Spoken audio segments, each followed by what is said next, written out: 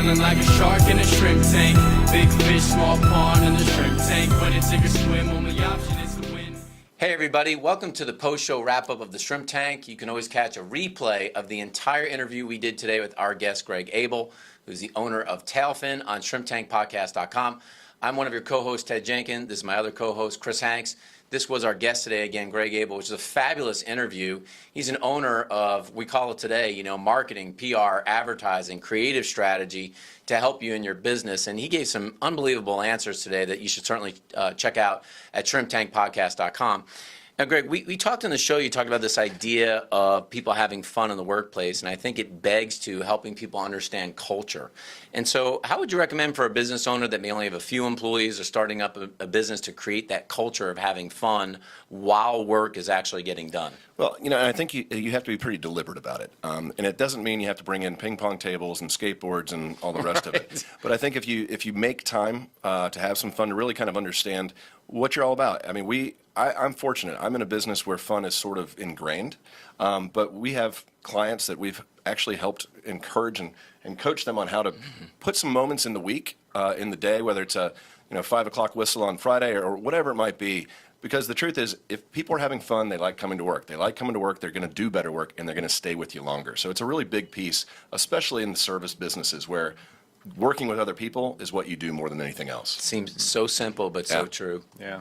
One of my favorite parts was when you were talking about elevator pitches, and that's something that we speak a lot about, entrepreneurs having to tell their story, but in a brief and compelling way. So what advice could you give when it comes to having an elevator pitch? Well, one thing, you need to write it down, and you need to vet it, and you need to try it on and try it out, because the truth is, if you're on a backyard barbecue and someone says, what do you do? Well, everyone likes to talk about themselves, so 30 minutes later, your guest or the person who asked the question is gone. We had a client the other day that I said to him, guys, tell me what you do for a living, what makes you different. And honestly, it took 30 minutes. And I said, it didn't take 30 minutes, it took 3 minutes. And I said, that's got to be the tallest elevator in the world if you're going to be able to deliver that elevator speech. So the things that we do, write them down, vet them against people that are not a part of your company, and see if they understand what you do and how it's different. Because at the end of the day, those are the two things that have to come across. Why would I possibly need you?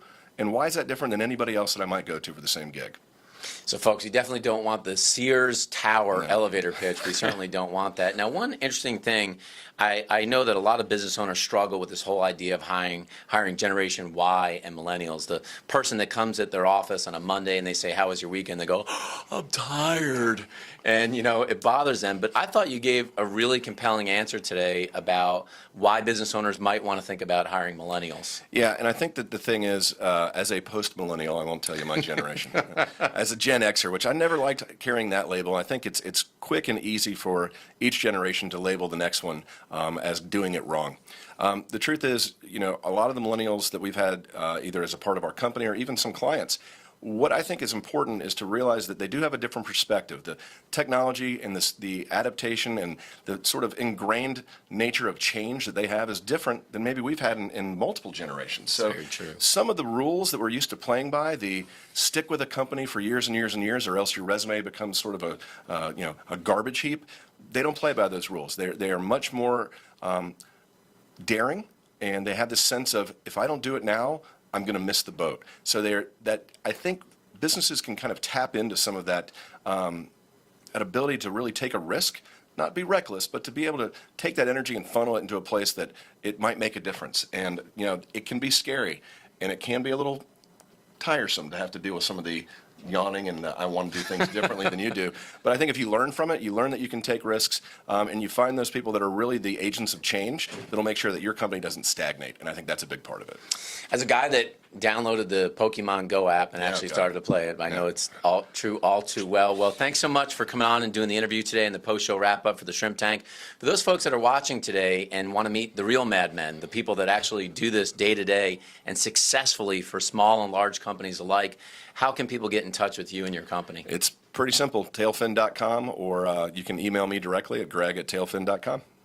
Well, Greg, thanks for coming on the show today. It was a fabulous interview. I recommend that all of you go immediately to shrimptankpodcast.com and hear the entire replay of Greg's interview. You'll learn a lot more, not only about marketing, PR, and creative strategy, but how to build and grow a successful business. Thank you for watching the Shrimp Tank post-show wrap-up.